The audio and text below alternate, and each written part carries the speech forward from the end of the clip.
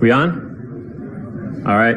Well, thank you so much for coming to our talk this morning. You are in your license for bug hunting with me, Jim Denaro, and Casey Ellis. We're going to try to provide some good advice to you about how you can run a bug bounty program without getting into trouble. So here we go. We should probably start with some introductions that give you some background on who we are, what we do, and where we're coming from. So I'm Jim Denaro. I'm a cyber law attorney. I counsel clients, companies, and individuals with respect to various matters relating to cyber law, such as export control, crypto backdoors, and probably most relevant to this, how to disclose a vulnerability without getting in trouble. I've done a talk at DEF CON a couple times on that subject because what we have, unfortunately, in information security right now is a bit of mistrust between the government and researchers and companies about what the responsibilities are, what the laws are, and what people really need to do so that they don't end up with some kind of legal trouble one way or the other. So that's what I'm here to try to do, and that's my background. Thanks. So my name's Casey Ellis. Nice to meet you all this morning. Just before I get it started, who participates in bug bounty programs as a researcher in here? Cool. Who's actually running one at the moment? And who wants to run one but hasn't started yet? Rock on. Okay, cool. So this is a good mix of people. And as Jim mentioned, yeah, this is really about getting two groups of people to be able to have an ongoing conversation. So we're going to address both sides of the coin. It's going to be mostly focused on people that actually run them and are looking to run them, and some of the issues that we've encountered when people bring that up. But we'll go into that. So yeah, as I said, my name's Casey Ellis, originally from Australia, hence the accent. Apologies if I don't pronounce my R's correctly, but you'll get used to it. I'll just talk slow. I started BugCrowd in 2013 in Sydney, basically off the back of running a penetration testing company and doing quite well out of that. Like we had good people doing good work, we had good clients and all that different thing.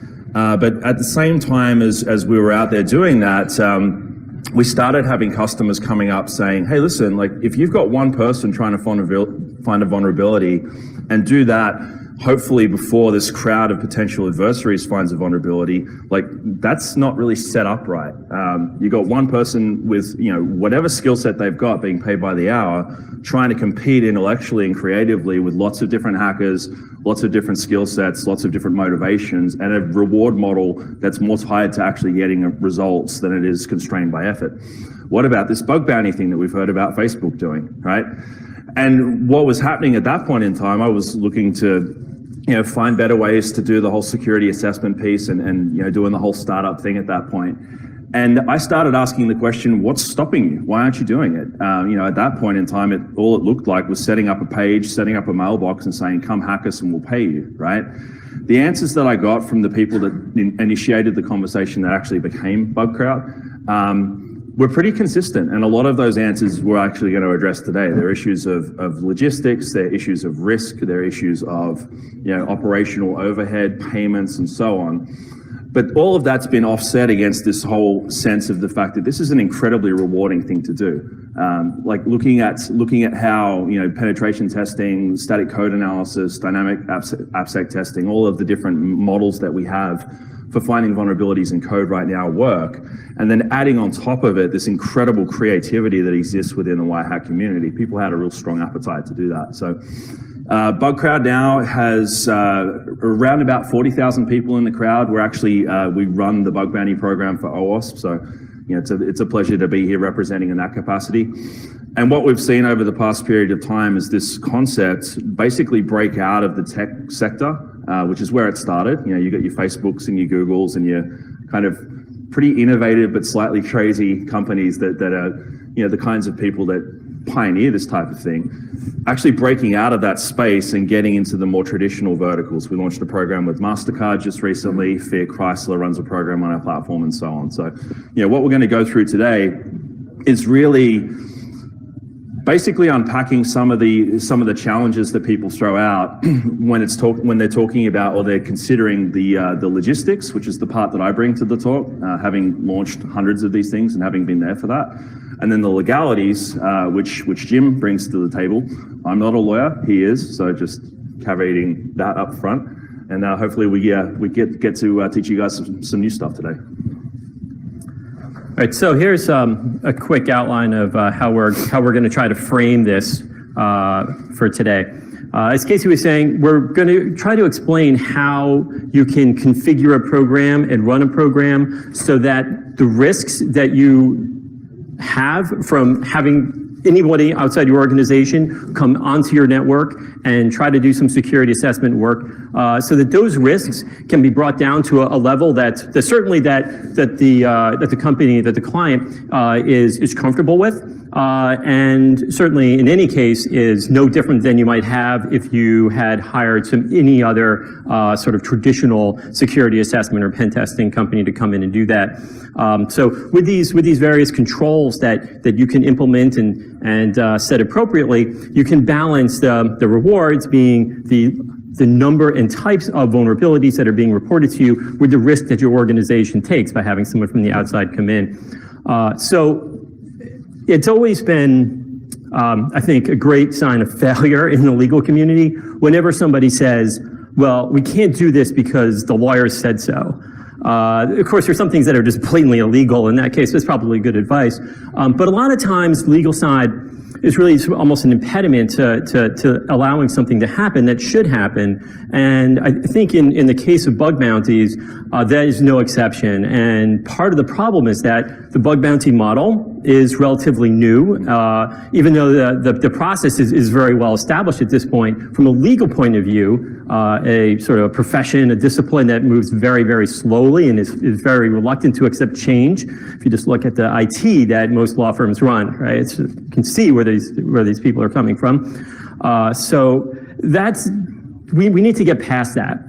So part of what I'm trying to do is show how the legal issues that are involved in running a bug bounty program are not the sort of thing that should stop anyone from considering the program and even running the program. Just curiously, yesterday at one of the associated happy hours, I ran into a guy who was very interested in running a bug bounty program at his company, but he said there are two things that are really holding me up. One is how to set the budget, which Casey can speak to. And the other one was the lawyers keep telling me I'm going to have some guy from somewhere in Eastern Europe hacking my system, and this is just an unacceptable risk that we can't have.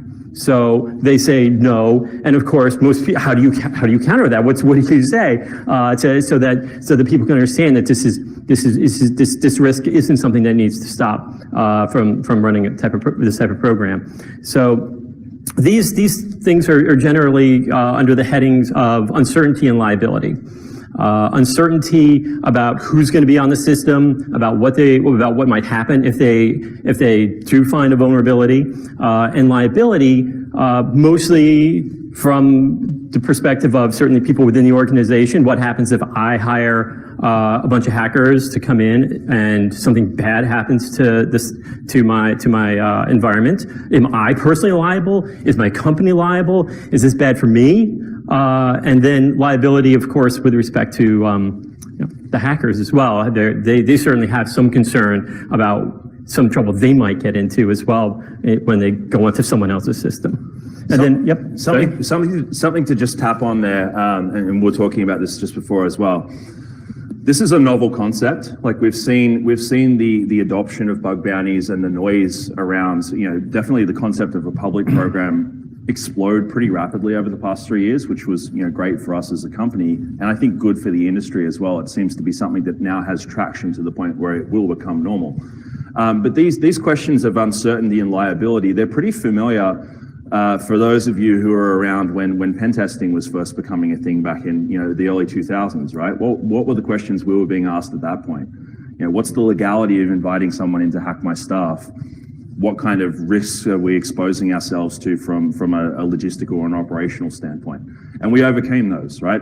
It's also reminiscent of, mid to late 2000s when the whole idea of storing vulnerability data in the cloud started to become a thing. It was insanity for a period of time as people got used to the idea as it transitioned from being novel and interesting to being conventional wisdom. But we got there in the end. So I think, my pick about how this whole market is moving is that we're in that same transition right now with bug bounty programs, and that's some of the stuff we're going to spell out today. So historically, there's sort of also a historical explanation for how we got to where we are today. So there are two big issues that keep coming up legally. One is the Computer Fraud and Abuse Act, which is kind of like a sword and a shield for people running bug bounty programs. And the other is the issue of responsible disclosure.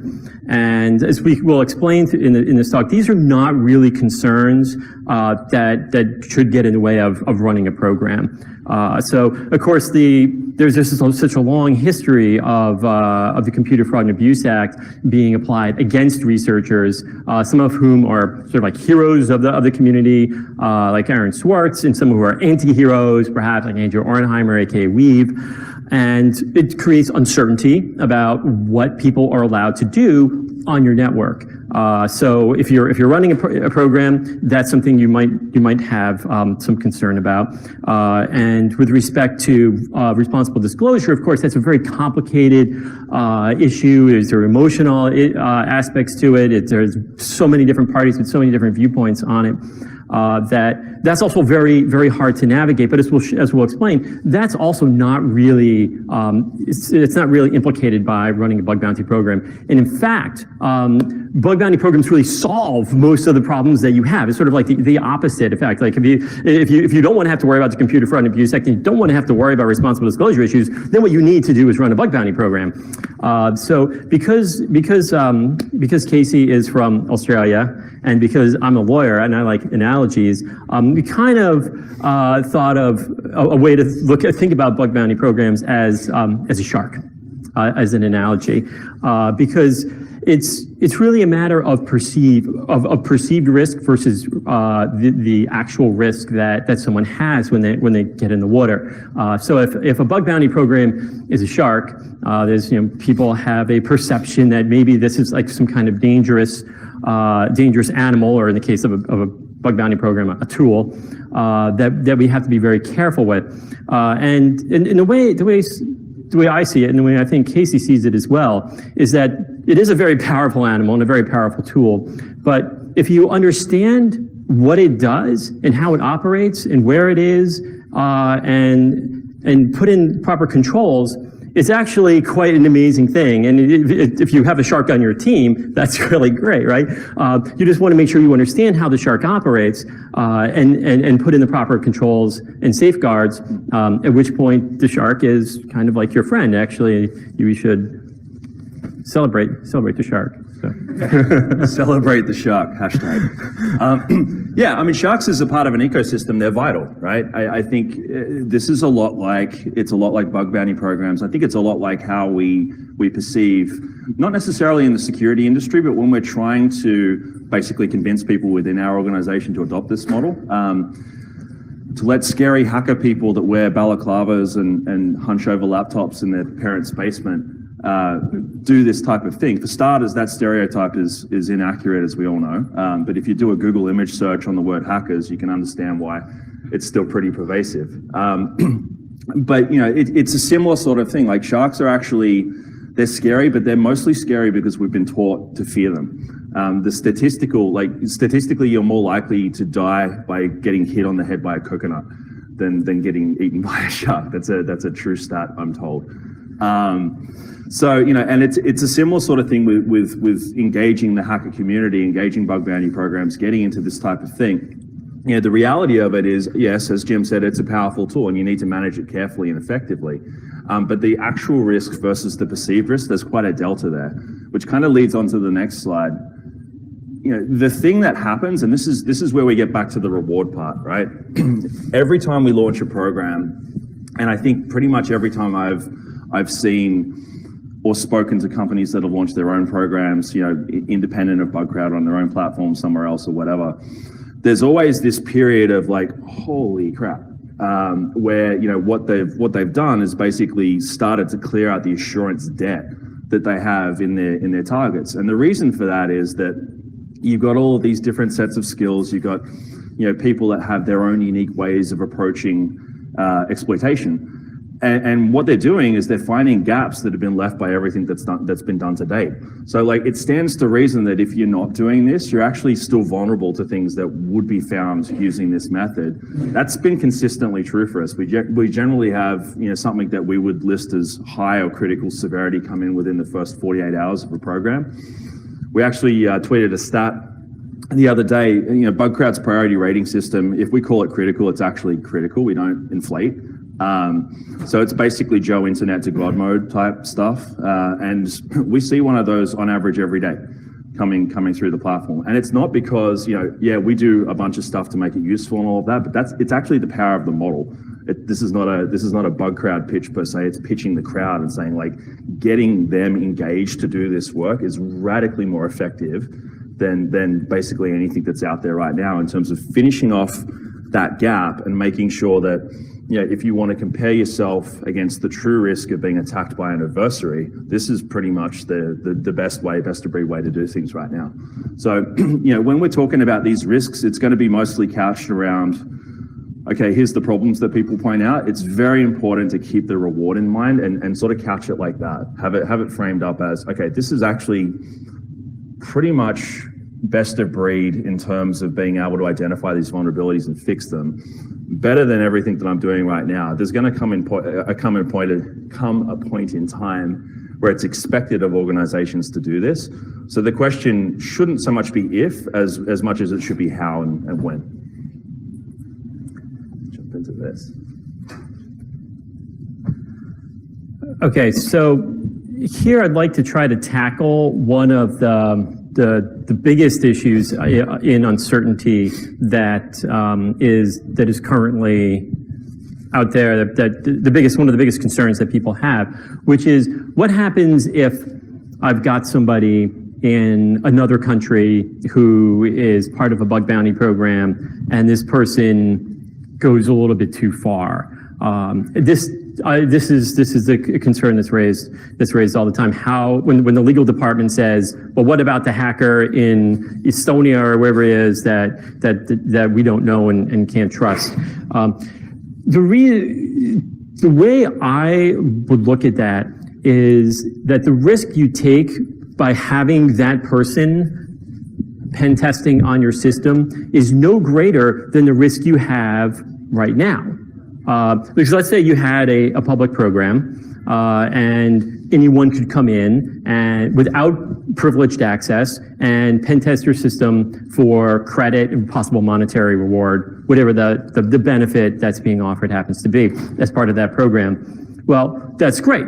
The person may be motivated to come in and do that in exchange for those benefits that you're providing as part of the bounty program, but they don't have to. Even if you didn't have the program, that person can pen test their system, your system right now. They're already doing it, and they're doing it because you see it in the logs. The problem you have now, without running a bounty program, is that person has not a whole lot of incentive to tell you about it, because they may not. Because they're falling into the responsible disclosure problem, and they're worried about all those issues that all the researchers have with responsible disclosure. If I go and report this vulnerability to the company, is the company going to get mad? Are they going to try to threaten legal action against me? Will they just ignore me? Am I wasting my time? And so on. So there's a lot of, well, I found this thing and maybe I don't really care, and you shove it away, or maybe it's really interesting, you might try to sell it. So that there's kind of this sort of market failure that's happening right now. But in terms of the security of the system, you're already there. That risk is already happening to you. You're being pen tested. So basically a bug bounty program kind of turns that risk around and sets it up so that, okay, now that same person can do that exact same thing on your system, but now they're motivated to actually disclose it to you because they don't have to worry about the Computer Fraud and Abuse Act so much because they're basically operating with your permission to do what they're going to do, and they don't have to worry to figure out how to disclose it because there's a whole program set up for how to disclose it. And you're basically guaranteed that the researcher is basically guaranteed that they'll get a response from the company as well. So basically, what you've done is you've taken the risk that was being borne by the company, that they're being pen tested by the public at large all the time, and you're actually reducing the risk to that company by incentivizing the disclosures for those very same activities. Absolutely. I mean, the whole thing with uncertainty is that people that are in the position of not having stepped onto the front foot about doing this yet, they don't know what the risks are, and they're concerned about losing control to people that they've been trained not to trust. So, that's really what it comes down to there. And to Jim's point, a lot of the stuff around how do we predict the behavior of people that, we've been taught to believe are completely unpredictable. That's a valid reaction to have to, trying to step forward into this kind of process. But at the same time, the point's valid. You can control your vulnerabilities if you know where they are. You can't necessarily control the behavior of an adversary. So it stands to reason to prioritize the former. What we did, so BugCrowd does a lot of surveying of customers, and this is a set of answers that we got from people that were in the bucket of, okay, I think I'm going to do this at some point. I'm not ready to start just yet. So they've gone from off the back foot onto the front foot around the whole bug bounty model, but they haven't actually pulled the trigger on launching a program yet. Interesting thing about this and something to call out is that the difference between what pops up here and the kind of results that we get from people that are saying, no, I'm scared, or I'm not ready at all, this is a bad idea. The focus of these results is more on operational considerations. It's gone from being scary to being difficult. It's like, okay, cool, I'm no longer fearful of this idea. What I'm now concerned about is how to actually make it work within my organization, how to make it successful, how to be the person as the stakeholder within the company who's put their hand up, not getting fired ideally, and all of those types of things. So you can see some of the stuff that we've put in here. Budget is a really interesting question that comes up. We'll tap into that shortly. But really the whole thing there is the bug bounty model is the first to find each unique vulnerability gets paid for it. And the more severe the vulnerability is, the more they get paid. So, okay, if you're launching a program, you don't know how many vulnerabilities you have. That's kind of the point. So how do you budget for that? And it's a good question. There's answers to that. But that's one of the big ones that comes up. Basically, the way that, excuse me, the way that bug bounties have evolved, like I think the perception that people have of what a bug bounty program is, excuse me, is the public stuff you see. So it's someone who's set up a page, either on their own site with a partner, whatever else. They've created some sort of intake vehicle, or brought in an intake vehicle to receive vulnerability reports, and they issue payouts based on the validity of the vulnerability, its uniqueness, and its impact, right? What's happened since then? I think that's the thing that you read about in TechCrunch. The press is still very interested in talking about companies when they launch these programs, because as I said before, this is still at a fairly novel stage of evolution as an industry. But what's happening in the background is the concept's basically evolving. So that's Bug Bounty 1.0. Bug Bounty 2.0 is when you start to learn about the crowd from their behavior in these public programs and start to apply them in ways that add more control and more trust, and also can add more predictability to the results by matching the right skills with the right targets and so on. So this is something that we've been doing for a long time. Others are doing it as well. I think LinkedIn came out and basically did a big riff on how they're running a public program without an incentive, but then using that to feed a private program that they wrap more controls around and add more trust to. So once they've got people within that private program, they can make a decision whether or not to give them privileged access to a target, for example. So essentially there's three types of program that are out there at the moment, and BugCrowd runs these, but I want to call out that this is not just a BugCrowd thing. It's actually what we're seeing as an evolution of the concept itself. There's the public program, which I just mentioned. You're all familiar with that.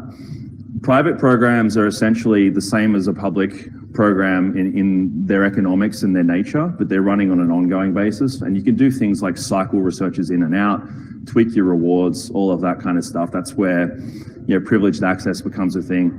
And what we're seeing is folks that really, they're looking at that approach to bug bounties as a replacement for some of the things that they've been doing on a continuous scanning basis in the past, right? They want better security testing. They've been running a vendor, internal tools, whatever else. They're at a point where they're questioning the ROI, and they either want this as an additive thing or as a true replacement.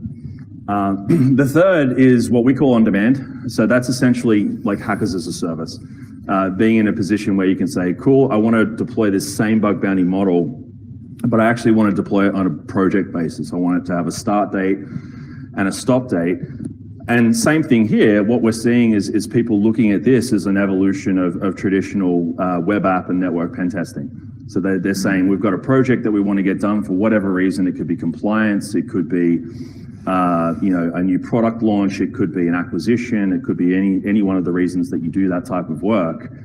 But they want to be able to access the creativity and really the power of a community instead of relying on single individuals to do that work, right? So that's the third version. And as I said again, this is what we're seeing kind of evolve over time. Yes? How do you find that these programs scale, right?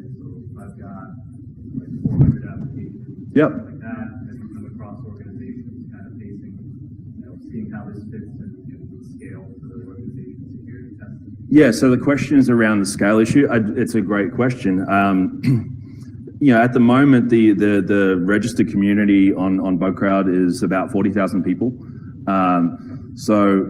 There's enough people there to do the work and scale it out because it's not someone sitting down for 2 weeks doing a test. It's basically different people applying different skill sets against the target. So yeah, what we're seeing is it scales very, very well. And especially when you compare it against, one of the big factors I think that's driving enterprise adoption of this model is the fact that there's 209,000 unfilled jobs in cybersecurity in the US right now. So going out and actually employing people, be it from a third-party consultant or in-house, is already pretty difficult. Hopefully that answers that question. And just calling out some of the things that people look at in terms of what is important to know about a researcher. Accuracy, is it someone who is a sharpshooter, or are they more of a kind of spray and pray type of researcher? You do get people that come in and try to game the system, so they'll see the fact that the reward model is to be first, so I'm just going to bulk download a bunch of like hypothetical vulnerabilities and see what happens. You want to be able to identify that behavior and basically filter that person out, and hopefully train them not to do that in the future because they might be useful at some point. Activity in terms of like what is the activation cost of a particular person. So what we see there is, folks that come from countries with lower purchase power parity, you're going to get more intensity and more effort from them compared to someone from somewhere like the US or Australia where $1,000 is worth comparatively less. Does that make sense? So that's another one. Impact, that's a fun one. There's people that approach security assessment like a QA role. Then there's people that actually have a builder background and they understand how things are constructed. And then there's people that are just evil geniuses that actually don't want to be criminals, but they're thinking about like impact and outcome. Ultimately, you want to spread, like we all glorify and get all excited about the top category, but ultimately you want all three because the little vulnerabilities matter too. And then trust, as I mentioned before. There is the ability, once you get to know these people over time, to start to trust them more. And at that point, you can start giving them privileged access to things that you wouldn't necessarily expose out to the public internet or to people that you don't trust, right? So actually, staying on this for just a minute, sure. The public versus private distinction is extremely important when trying to socialize the bounty concept to the legal department or management or risk officers and the like. And it's almost another type of uncertainty because the label bug bounty or hackers for hire or whatever is almost really not just descriptive enough because the programs have now gotten so complex and they're so configurable that's not really a complete explanation. And the difference between a public and private program, while it's still a bug bounty program, is so significant from the point point of view of management and the legal departments, that it's that really that the fact that you're considering perhaps a private program with potentially much stricter controls about who's in the crowd, that needs to bubble up to the top of the presentation when going up the ladder with this, because essentially what you end up with, if you said, okay, I only want people who are U.S. citizens residing in the United States who pass my identity checks and so forth, and who have a track record already of doing a good job and not doing things that we didn't like. You've got people who are like essentially model employees. If they were at XYZ consulting company doing that, they'd be great, but that doesn't fit their lifestyle, whatever. They don't want to do that. So they're not doing that. They probably could go get that job if it didn't conflict with whatever else it is in their lives. So you've got people who are extremely reliable and extremely safe, and you can limit the program to just them. Now, turning back to some of the legal issues we were talking about earlier with the Computer Fraud and Abuse Act, that's the sword and shield again that you have, because that researcher, who is obviously well known to you and is findable in the United States, if that person goes rogue and as they say, and does something that's just really ridiculous that harms your company, you do have the potential of legal action against them. Not that you want to do that or would look forward to that, but they know that and you know that. So everyone that's just another reason that people are incentivized to play by the rules. So your risk there is very well controlled and known to you at the time you're going into a private program like that. It's almost, you could almost think you have more risk if you went with an outside traditional security assessment platform, because there, if that company is big enough to outsource it to somebody in wherever, some other country or some other unknown person, if that's what the business model is, then you really don't know who those people are. So you're almost taking more risk if you don't know who is doing it. So really, the private program, the risk level is kind of the only way you could possibly get probably a lower risk to the organization legally, business-wise, would be to actually go and pick certain people. Like, I know this guy, exactly that person in Idaho, I'm going to pluck him up and I'm going to ask him to come in and do it as an independent contractor. Otherwise, it's really hard to. And he's clear too. So other than that, it's really hard to. I mean, I think we really optimize the private program. Really optimizes the risk to a level that should be very easy to sell up the chain. Absolutely. So speaking to the sword and shield thing, really it hinges on the brief. What does the brief look like that you put out there? Because that becomes essentially the contract that researchers are entering into when they're doing this type of work. Because by default, this stuff is actually illegal. So you've got that as a backstop. Going out and particularly hosted targets, it's less so the case with IoT and things that are installable, but definitely for hosted instruments, this is part of the way to think about it, right? Here's the permission that we're giving you. Here are the constraints. Here is the criteria. If you follow these rules, then we commit to basically giving you safe harbor for that, for starters, but then on top of that, giving you incentive and making commitments to be responsive, treat you well, and actually generally strike up a relationship with these people so you can create a feedback loop going forward. That's kind of the goal, right? When you look at what is typically in a bounty brief, you've got the actual scope. What are you trying to steer people towards? Like, what are you pointing them at? You got things that are out of scope. What do you want them not to touch? And there could be any one of a million reasons for that. One of the common ones is, we've got this box that runs NT4 that has a core line of business application on it. We haven't been able to update it because the company went out of business or whatever. We know it's vulnerable. We're mitigating those risks. We actually don't want a crowd to hit on it because it's fragile, right? Okay, cool. Say that. That's fine. That's okay to say. Just to tap on this real quick, like the crowd is actually learning how to interact with this as well. This is not just about.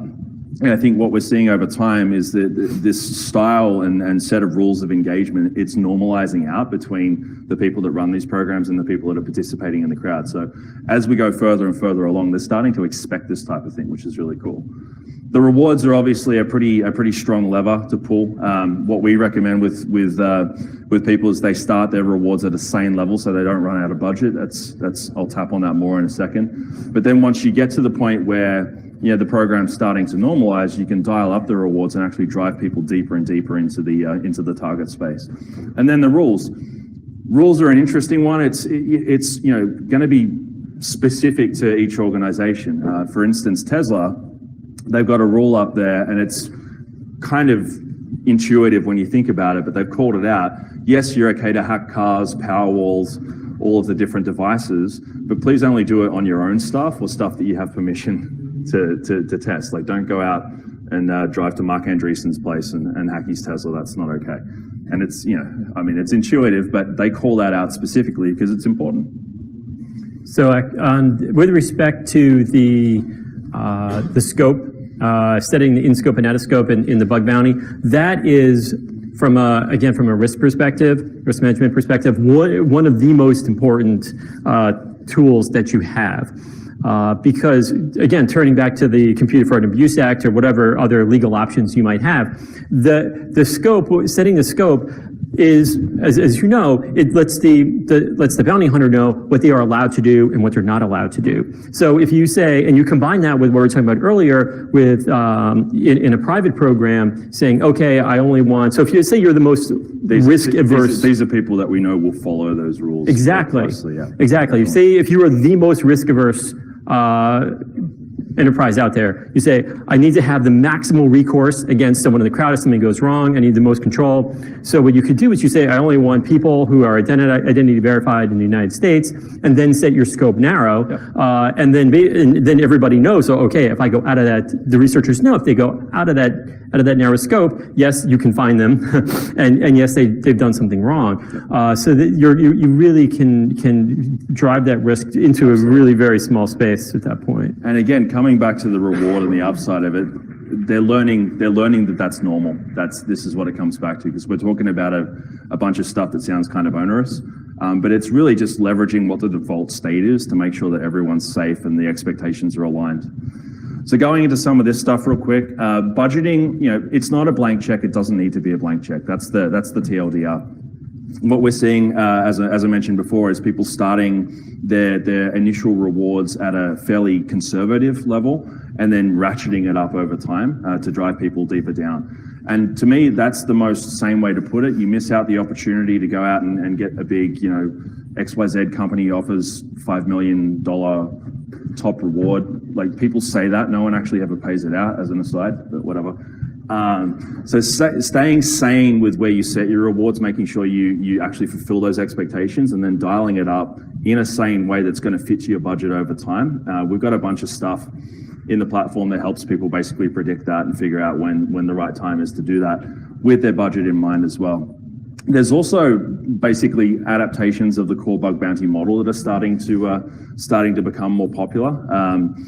One of the things that we do for project-based work in the on-demand model is basically add a dilutive component to the reward pool. So if it's a $20,000 reward pool for a project, and over time we end up in a position where there's more vulnerabilities than there was initial reward to cover that, we'll actually start to dilute back the reward pool to make sure that the cost to the customer is not breached. Plus, if that's happening quickly, we'll actually shut down the program and make sure that it doesn't dilute too much so everyone stays happy.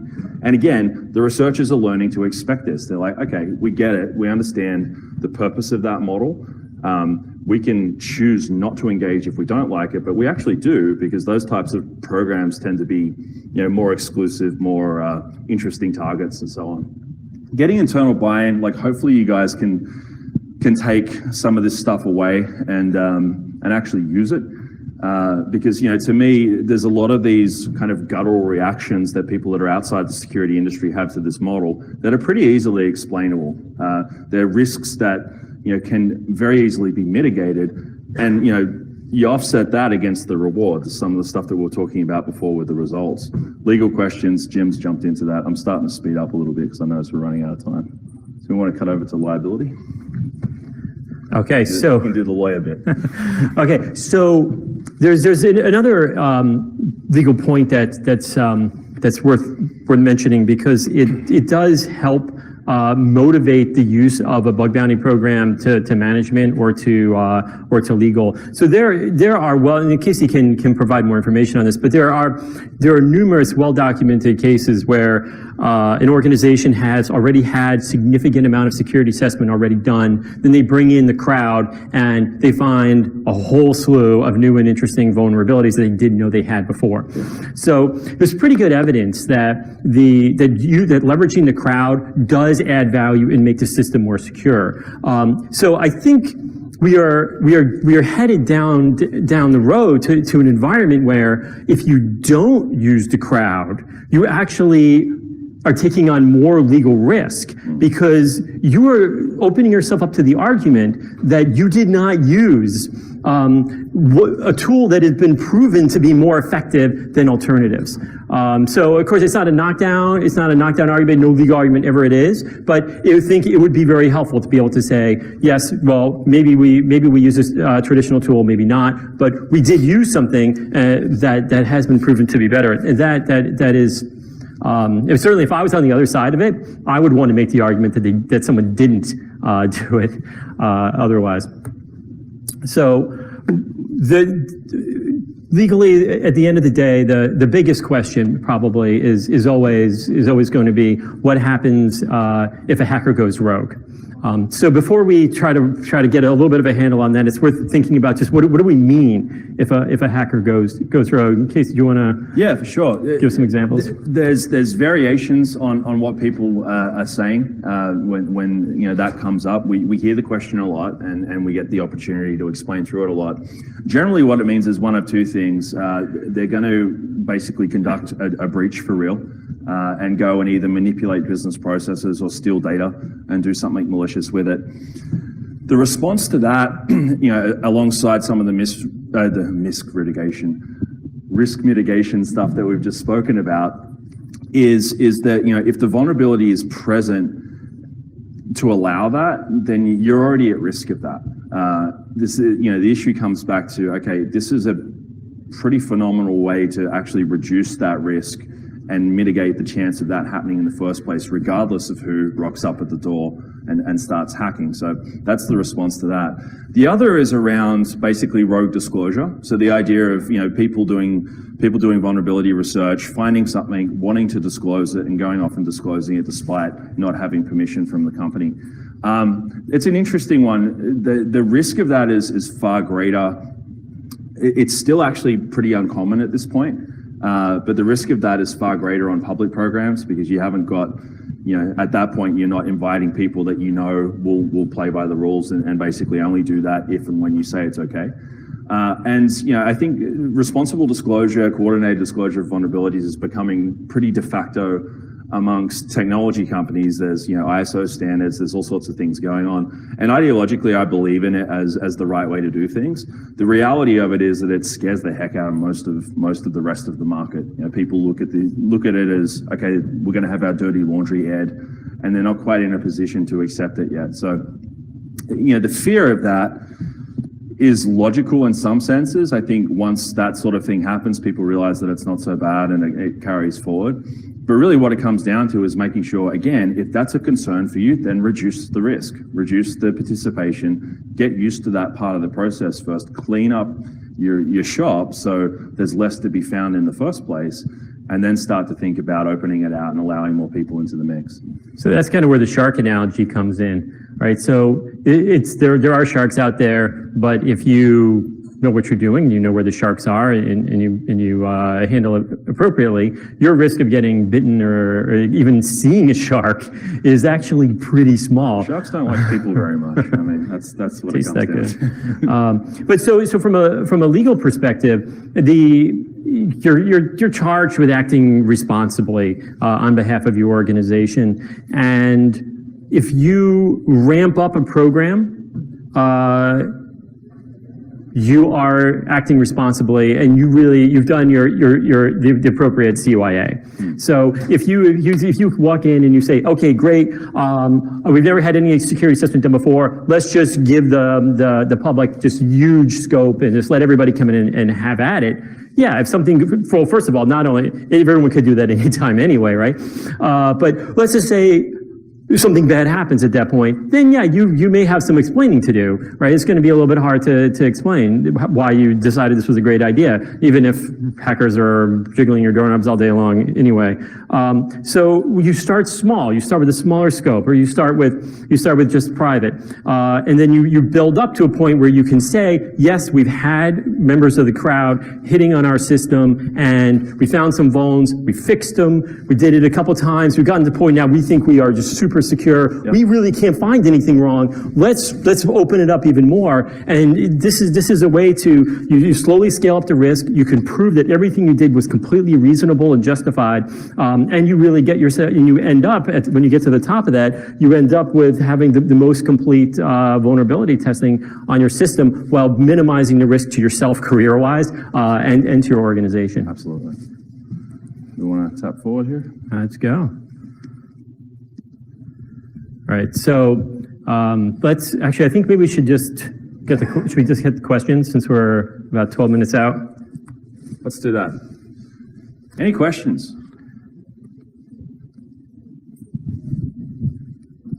How do you guys mitigate against competing companies setting up their own and such as like I'm sorry, I'm trying to think of an example, but I guess like if you set up a bounty and people generally think it's low. Thank you. So if you set up a bug bounty program and people generally think it's low, right, for whatever reward, I guess in that whole range of why they go rogue and all that stuff, what are you doing to mitigate other companies going like, because I believe when iOS set up, set up an iOS bug bounty program, they set up around 200,000 for a bounty, and then another competing company was like, oh, if you sell it to us, we'll give you 500,000 for that. Yeah, sure. So that's a great question. You're talking about basically the offensive versus the defensive market is really what it comes down to. And that's the way I like to talk about it. People say black hat, white hat, gray hat. It gets too messy. I think the easiest way to think about it is people that purchase vulnerability data for the purpose of killing a bug versus people that purchase it for the purpose of creating a product and keeping that bug alive so the product's useful, right? The interesting bit of economics that's in play there is that basically the defensive vulnerability model, the point of value for the hacker and for the person running the program is at that initial exchange of information. And then from that point on, there's no value in new information because they've learned it at that point and they can go off and fix it. So what that does, because that's setting up basically almost the prisoner's dilemma out in hacker land, it's pretty much a matter of the first one to blink is the one who will get paid for that vulnerability, at which point the folks that are doing offensive procurement, their products actually basically tank in price or value at that point, right? You're going off and paying 1.5 million for an ISO day, and then all of a sudden it turns up in a jailbreak and gets patched. Okay, that's no good to the people that want to use that type of vulnerability for surveillance or whatever else. So the reason I'm kind of calling it out like that is that the economics actually aren't on parity. People tend to think that they are. It's like, why doesn't Apple offer 1.5 million as well? It's because they actually don't need to. That's the reality of it at this point. So that's for stuff that is purchased by people that do surveillance, and there's quite a hot market around it. Downstream, when you're talking about vulnerabilities in Facebook, for example, like there isn't really much of a black market for that. So the competing market for procurement of vulnerability data in hosted platforms, you don't see it. You do see it very, very occasionally, but there isn't like an established market for it. So it's actually quite difficult to do. And the main reason for it is once it's fixed, it's fixed. Like it's fixed in one place. Any exploit is probably going to be detected, and then it's gone. So, those are some of the economics that are in play that mitigate it, I think, almost naturally. In terms of actual risk mitigation, we just keep a very close eye on who's talking to who, and try to keep an eye on where data is flowing. Yeah. A couple of questions. So you have a way of, I assume you have a way of vetting your crowd. Is it just from exposure, or how does that work? Yeah, sure. So going back to the metrics that we're using, a lot of it's around skill. What are they actually capable of? Because that's the thing that we can assess very quickly. The thing that's slower to assess is trust. So what we do to assess trust, there's basically three things. One is behavioral analysis, essentially. Like, we're watching their behavior in programs. We're looking to see, is this someone who understands that, if there are rules set out, then those rules need to be followed, or is this someone who we can't necessarily rely on to have that as something that they do? Because 40,000 hackers, not all of them get that. We do have a large contingent that do, and we've vetted them out, but not all of them do. So it's a matter of figuring out who's who, and then taking the ones that don't and helping them understand the fact that if they can prove themselves as able to do that, there's more opportunity for them in the future. The other two things are identity verification. So we use a third-party provider for that, and then background checking, which is another third-party provided service. And essentially that background checking is an interesting one. I'm not a fan of background checks because I think most of the best criminals would probably pass one. But it's the de facto standard for how people determine whether or not they should trust people doing security work. So for that, it's just a matter of, okay, we need to provide that. It's important, and it does give you some level of comfort around the person's criminality or not. Sure. And my other question is, you talk about the platform. Can you give an idea of what the functionality of that platform is? Yeah, I can talk about that all day. I don't want to dive Just to too deeply into it right now. Basically, the platform's set up to allow it's a marketplace in some senses, and it's a SaaS platform in others. So the marketplace component is the bits that we do for the researchers from a social standpoint. They can build out a resume on there and so on. They're obviously getting paid, so there's that component to it. And then there's the vulnerability intake component to it, which is where pretty much everything comes in. We normalize the data so it's easier to process. We actually have a team in-house that helps out with triage and validation and community management and so on. Then on the customer side, what they're getting, the goal of it is to make it as easy for them to get to the signal as possible, and for it to be as easy for them to triage and prioritize the different vulnerabilities as possible. So that's kind of how we've optimized the design of all of that. And yeah, that's the very short story of it. But anyone who wants to know more about that, you can come up and say hello afterwards. Thanks. Welcome. What's your recommended approach? So we have Mike. Should jump in on some of these. Mike from Mike. What's your recommended approach for, so we want to make sure we have a pen test team, and we're about to start a program. Assuming we use you guys, how does the platform support, and what do you recommend with regards to not allowing our own pen test team to participate in the bug bounty? So we like paying them for their day job, but we don't want to incentivize them. You want to avoid cobra farming. Yeah, we have one of our guys is in your top 20, so we don't want to incentivize them to sandbag. Yep. How do we approach that without pissing them off? That's at the a same great time? question. Yeah. Well, I think in terms of how you approach that with the people in your team, that's good luck with that. I think so. That's a reasonable conversation for you to have with them. It's actually not something that we run into that frequently in terms of preempting that. What we do on the back end is basically look for people that work within an organization participating in the bug bounty program if the customer said that that's not okay, right? Because some get sensitive about that. You get into the Dilbert cartoon about I'm going to go code myself a minivan, if you guys have seen that. So this whole idea of developers actually deliberately inserting vulnerabilities and then going and finding them through the bug bounty program. We've never actually seen that happen, and that would be a profoundly stupid thing to do because you've got Git blame that would probably call it out fairly fast. But it's something that people think about. So we look for that. There's stuff that we do in there to actually identify that when it's happening. In terms of setting rules of engagement for your team, I mean, look, for that particular individual, I would assume they have performance indicators and different things that actually give them feedback around whether or not they're doing a good job. if they suddenly pop up in your bug bounty program and their normal day job performance cliffs, then that's going to be a pretty obvious indicator that you've got a problem. But I wouldn't think that someone who is operating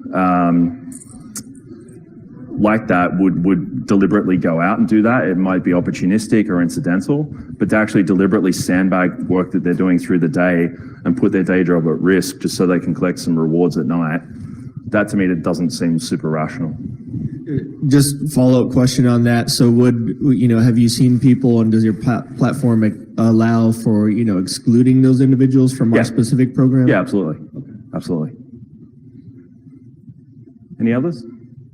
Anything for Jim? I get off easy. Cool. Well, thank you very much. Thank you.